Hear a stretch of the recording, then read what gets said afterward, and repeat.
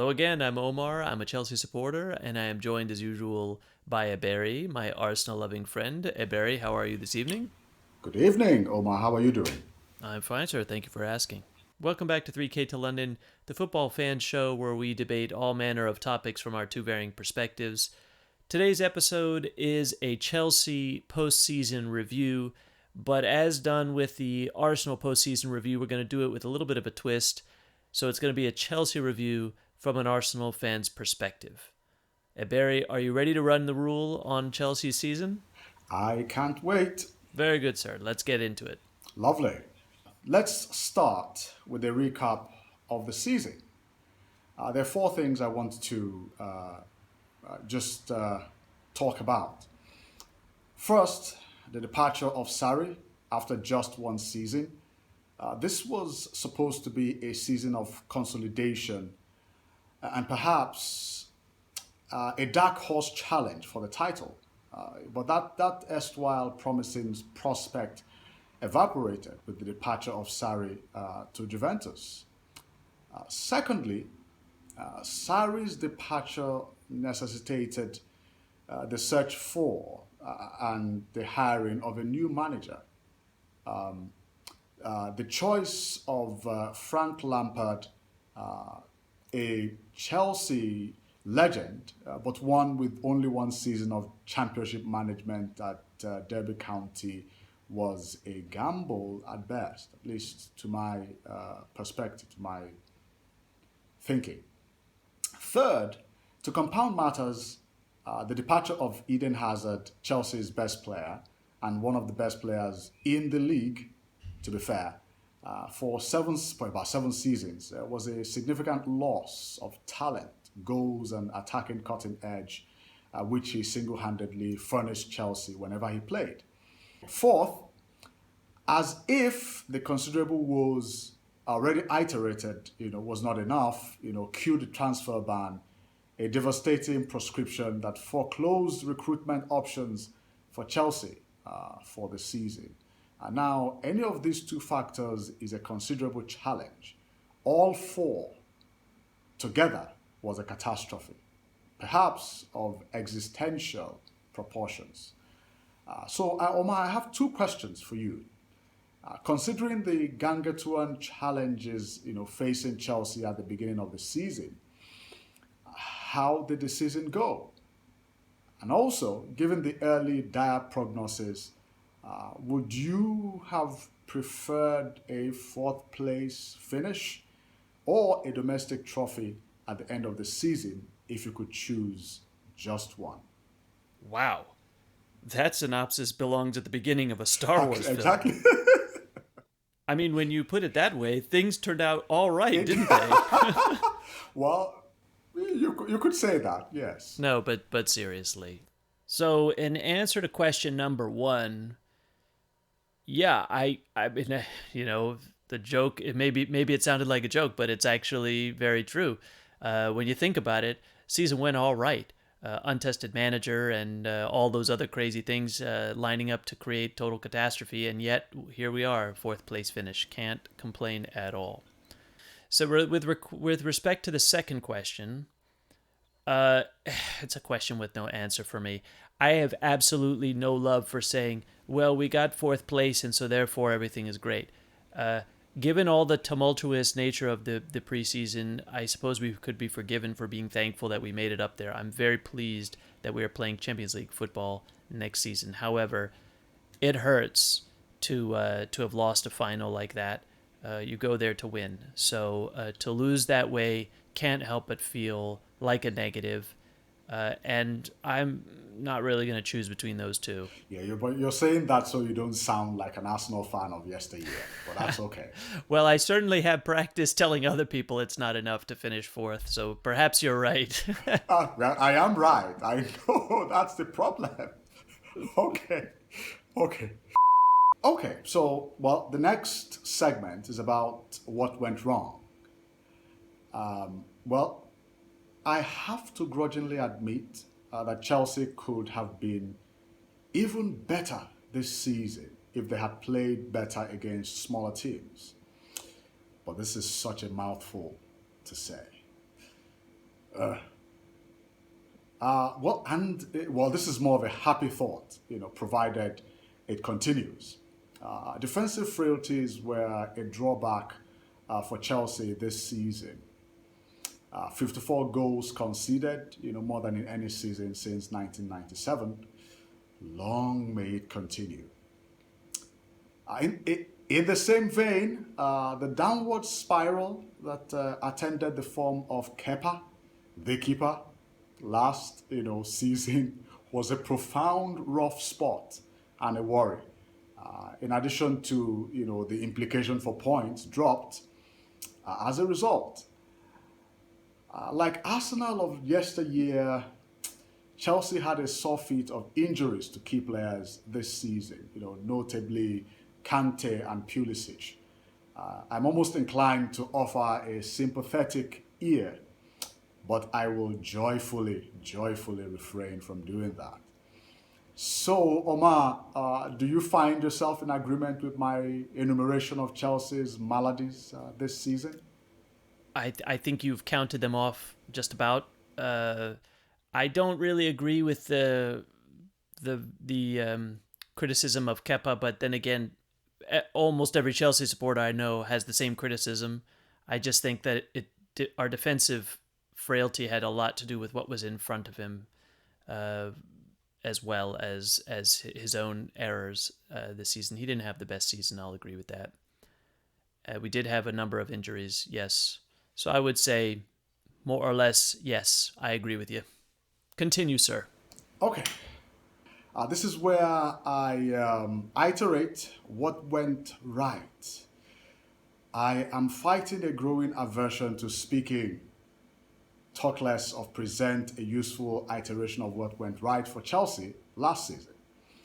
However, aversion or not, it has to be said that the combination of the overriding deleterious factors and the new manager, well known to and beloved by Chelsea fans, the Chelsea faithful, furnished lower expectations, less pressure on the new coach, players, which generated, a lot of fan solidarity. Number two, I'm cringing as I say this, but last season showcased a resurgence of youth, notably players like, Reece James. Furthermore, belatedly and by default, I would say, churlishly, Chelsea's vast loan farming system found use and expression in players like Mason Mount and Tammy Abraham. Third, finishing fourth was a boon, underlying the performance and potential, of essentially a rookie coach. The gloss of Champions League football, with the prestige and implications for recruitment and the financial takings, is substantial. Finishing on a high by navigating this high odds, must have been an emotional feeling for Chelsea fans. I'm quite chuffed, but I am quite chuffed that Arsenal did not add to this feel-good narrative. Now, fourth, perhaps in these days of relatively restrained spending by Chelsea, the unspent funds from the last transfer window represent massive savings, which are now being lustily spent on the likes of Timo Werner and Hakim Ziyech. So, Omar, I'm quite certain there are other areas of success and pride which evaded my jaundiced iteration. I'm sure you'll let me know all about them, wouldn't you? Yeah, I mean, I'm certainly in agreement with everything you've said here. I think that the fact that we could bring back a legend to the club and have him succeed in the way he did, even with the bumpy road that it was at times, is a fantastic achievement for him, but also something just, a dream come true for all Chelsea supporters. The raising up of the youth, for years, they should have been integrated into the team, and they haven't been. So for them to make as many introductions as they have this season, I think 8 during the season, that's a massive improvement for the club. So happy about that. And yeah, I mean, hopefully more to come with transfers, but I don't know if I would say that the savings is so much that it's caused the spending. I think we would have spent it anyway if we needed it, but I'm very excited about the future there. So Well, you seem quite self-satisfied, don't you? 8 players, now moved, from the academy or from the loan farming, into the Chelsea ranks, and performing quite well. and not just moved, right? I mean, really flourished. Some great performances from some of the kids. Okay, calm down. It's okay. Ugh. Okay. Looking forward to the next season, what does it bode? What does it hold for Chelsea? Now, it appears that Chelsea is set for an upward trajectory. New signings and a first season to get his feet wet under the table for Frank Lampard point in that direction. However, the teams around them, the teams clustered, in that fourth, fifth, sixth, seventh position last season will strengthen.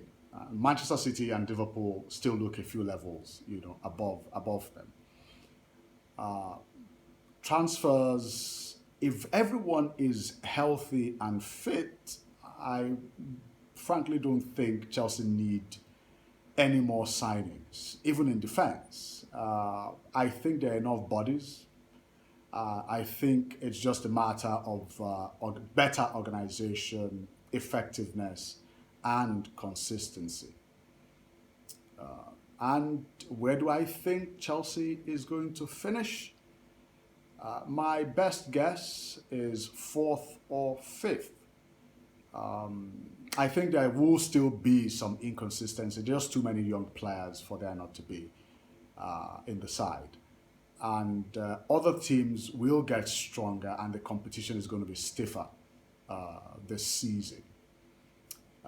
So, Omar, tell me why you disagree.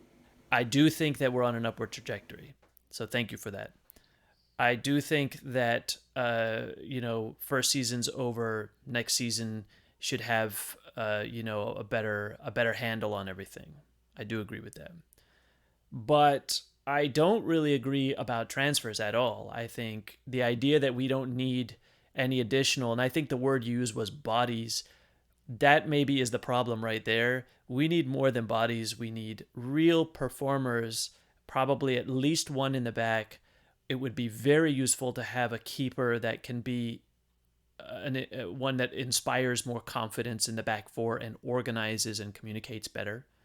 I do like Willie Caballero. I do think Kepa is good, but not good enough probably for where we want to go. Fair enough.